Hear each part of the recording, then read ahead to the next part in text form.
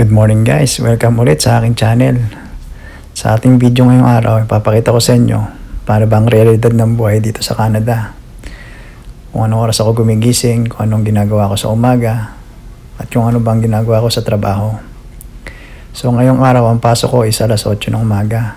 Kaya gumising ako ng alas 6. Magtataka kayo kung bakit sobrang aga akong gumigising. Ayoko kasi nang nagmamadali ako pag papasok sa trabaho. Gusto ko kahit papano relax yung isip ko bago pumasok.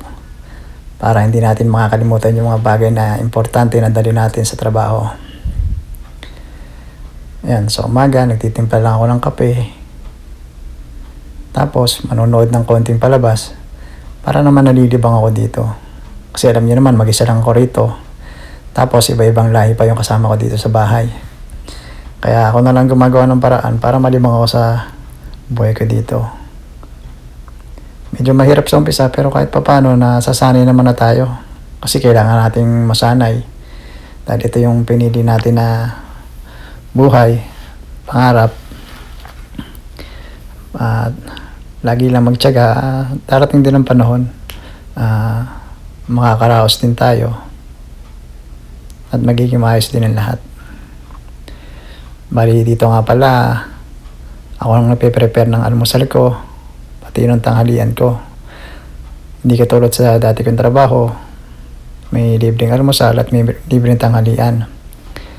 Dito, minsan niluluto ko na sa gabi yung pagkain ko para sa umaga, ilalagay ko na lang sa baonan at babaunin ko papunta sa trabaho. Tapos, gagayak tayo. At pagkatapos na, naglalakad lang naman tayo papunta sa trabaho kasi maganda yung nakuha kong bahay. Hindi na kailangan mag-commute. Hindi na rin kailangan bumili agad ng sasakyan. Napakalaking tipid ng pagkakaroon ng bahay na malapit sa trabaho. Tsaka exercise pa bago pumasok. Ibang-iba ang buhay dito sa Canada kumpara sa Macau. Sa Macau kasi kahit papano malilibang ka. Marami kang kaibigan na makakausap. Marami kang kaibigan na makakakwentuhan pagkatapos ng trabaho at bago mag-umpisa yung trabaho. Kasi pwede kayong kumain ng sabay-sabay sa almusal. Kasi nga libre yung almusal doon. Tapos paminsan-minsan meron kayong mga kwentuhan, meron kayong mga party na dinadaluhan. Pero dito nagbago lahat. Ibang-iba ang buhay dito. Ang naging libangan ko na lang tuwing day off, kundi pupunta sa mga trip shop, magsisimba. Pag sinisipag, mag-gym ng konti sa hotel. Tapos ganun lang. Nilipas ang araw ko, paulit-ulit. Pero ayos lang naman kasi araw-araw nakakausap ko yung mag-iina ko. Yun ang importante. Guys, samahan nyo na ako. Papasok na tayo. Maglalakad na tayo pumunta sa trabaho.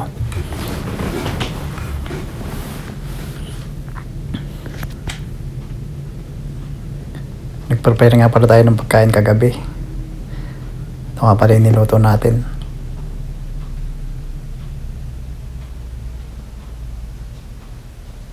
Walang kamatay ang adobo. Madali-dali kasi niluto yan, kaya yun ang pinrepare ko saka hindi madali masira. Saka masarap pa. Alam mo naman tayo mga Pilipino. Paborito natin ng adobo. Adobong baboy, adobong manok, adobong atay. Kahit ano, basta adobo.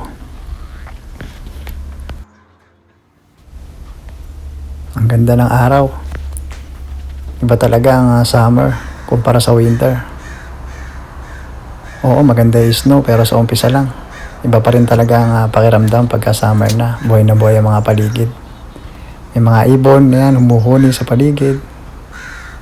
Nakikita nyo, di ko alam kung uwak yun o raven.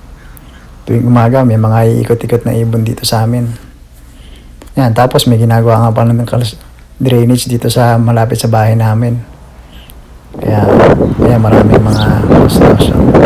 Ganda ng araw guys, summer na talaga. Ayun, may bababa na naman aeroplano. Sana next time tayo naman sasakay.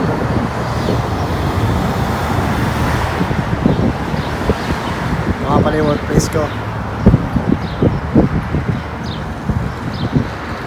Ang ganda ng mga puno, buhay na ulit.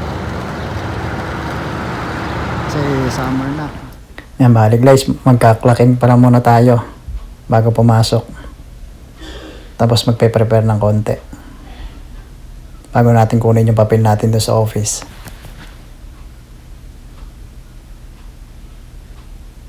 Kanya-kanya nga pala kami lakad dito para lalagyan ng mga gamit namin.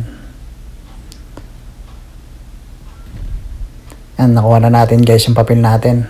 15 rooms tayo ngayon. Madami-dami na may checkout. Ito yung mga unang ginagawa sa umaga pagpasok mo. Yan, kailangan naka-ready lagi yung trolley mo. Para pag nagtrabaho ka, dire-diretso na. Kasi magiging madugo na naman yung maghapon. Marami na naman tayong checkout. So yan guys, mag-umpisa na tayo. Checkout rooms muna yung lilinisin natin. Kasi dito yun ang importante. Kasi laging back to back. Yung mga stayover natin, ihuli na natin yun. Kasi mamaya pa ng hapon babalik yung mga guests. Yan yun ang mga ginagawa namin sa araw-araw. Sa mga hindi pamilyar, ang tawag dyan is room attendant sa trabaho ko. Sa Pilipinas, tinatawag nila dyan room boy. Medyo mahirap yung trabaho na to pagka hindi ka sanay, pagka baguhan ka, kasi talagang sobrang physical. Kailangan medyo mariksik kang kumilos kasi pagka babagal-bagal ka, hindi mo matatapos yung mga kwarto mo. Kailangan lagi mong binabantayan yung oras mo sa paglilinis ng bawat isang kwarto. Ako, minimintin ko lang na pinakamatagal na yung 35 minutes sa isang kwarto kasi 15 kwarto to. So pagka lumampas ka doon, siguradong hindi ka matatapos agad. Kaya yun ang pinakamatagal na linis na ginagawa ko. Siyempre, kahit mabilis tayo sa trabaho, hindi natin pwedeng pabayaan yung quality ng trabaho natin. Yun ang pinaka-importante kasi doon tayo babawi sa mga employer natin. Sila yung nagbigay ng chance natin na makapagtrabaho sa company nila at mapatunayan natin kung ano ba yung kaya nating ipakita sa trabaho. Kaya para sa akin, yun yung ginagawa kong way para mag-thank you sa kanila. Binabigyan ko ng quality yung trabaho ko, kahit mahirap, kahit nahihirapan ako, paminsan-minsan nahuhuli ako sa trabaho. Pero ang importante, ibibigay natin yung best natin lagi sa trabaho. Hindi naman nila mapansin ngayon yun. Siguro balang araw mapapansin nila na kahit hindi sila nakamasid sa'yo or kahit hindi ka sabihin na gawin mo yung mga dapat mong gawin sa trabaho, at least sarili mo, ginagawa mo na yun ang kusa. Kasi nga, pinapakita mo sa kanila na may utang na loob ka, na tama sila na ikaw yung pinili nila na i-hire sa trabaho na in-applyan mo. Saka masarap kasi sa pakiramdam yun, yung kahit pa paano nasusuklian mo yung kabutihan na ginawa sa'yo ng mga employer. Hindi naman kasi lahat ng tao nabibigyan ng chance na makapagtrabaho sa ibang bansa, lalo dito sa Canada. Although may experience ka na dati, pero hindi rin naman ganun kadali ang pag-a-apply talaga rito. Kaya kahit sabihin mo na matagal ka na sa trabaho na to, kailangan pinapakita mo pa rin yung best mo at ginagawa mo pa rin ng paraan para mag-improve ka sa trabaho. Yan lang naman mga ginagawa namin sa araw-araw guys. Ako medyo may iba minsan yung trabaho ko kasi nagiging reliever ako. Pero mas madalas talaga ito ang trabaho ko, room attendant. Dati nung nag-uumpisa ako sa trabaho na to, akala ko madali lang. Kasi parang sa bahay lang, akala ko ganun lang, maglilinis ka lang ng kwarto, maglalagay ka ng mga setup. Pero pag pala talaga nasa actor ka na, yung may mga mini-maintain ka na areas ng kwarto, may hirapan ka rin talaga. Tapos nandun pa yung pressure palagi sa araw-araw. Kasi madalas may tinatawag kaming rush room. Kailangan na agad yung kwarto, hihingan ka ng kwarto. Kailangan sa mabilis na oras matapos mo agad yung kwarto. Hindi lang naman isang kwarto yung hinihingi nila madalas. Minsan-minsan 10, 5, 8. Kailangan ma-release mo agad yung kwarto. Kaya talagang paminsan-minsan nalilate din kami ng kain kasi minamadali namin yung mga kwarto. Ganun talaga, hindi naman araw-araw ganun. May mga araw lang talaga na sobrang busy kaya wala tayong magagawa kundi itawid natin yung araw na yun. Ang importante lang, lagi tayong nagpapahinga ng maayos. Lagi tayong kumakain ng na medyo masustansyang pagkain, natutulog ng mahaba-haba para pag sumabak sa trabaho ulit na ganito, ready yung katawan natin. Hindi tayo basta-basta ng lalata. Kasi makikita nyo naman kung gaano ka physical, kung gaano karami yung ginagawa sa isang kwarto. Yung kwarto na to, ano to, ang tawag dito, king room. Isang bed lang yung kwarto na to. Paano pa yung mga ibang kwarto na may mga kitchen, na dalawa yung kama, na may living room. Gaano katagal mo lilinisin yun? Kaya itong klase ng kwarto na to, ito na yung isa sa mga pinakamabilis linisin. Pero depende pa rin sa dumi yan, kasi may mga guest talaga na, alam mo na, parang parang basurahan yung kwarto. Pag alis nila, masyadong sinusulit yung kwarto. Kaya, yun, iba talaga yung sitwasyon pagka nasa room attendant ka. Yan, bali guys, nakayari na naman tayo ng isang kwarto. Natapos lang natin to, siguro mga 20 minutes, 25 minutes. 12:32.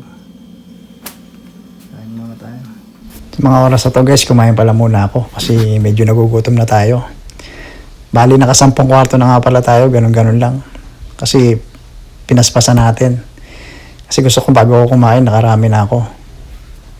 Para hindi naman tayo, alam mo na, nag-aabol sa hapon. Kasi pagkatapos kumain, medyo nalalambot na tayo. Lalo pagkabusog, para bang nakakantok. Kaya hanggat marami pang energy sa umaga, sinusulit ko na. Para pagdating sa hapon, medyo relax na lang tayo. Itong madalas na sitwasyon dito guys, kumakain ako, solo flight lang. Kasi yung mga kasama ko, minsan pauwi na sila bago kumain. So ganun guys, after 30 minutes break, tinuloy ko ulit trabaho hanggang sa natapos natin yung natitirang 5 kwarto. Tapos pagkatapos nun, syempre, i-refill naman natin yung trolley na ginamit natin. Tapos ibabalik natin sa kung saan siya nakalagay.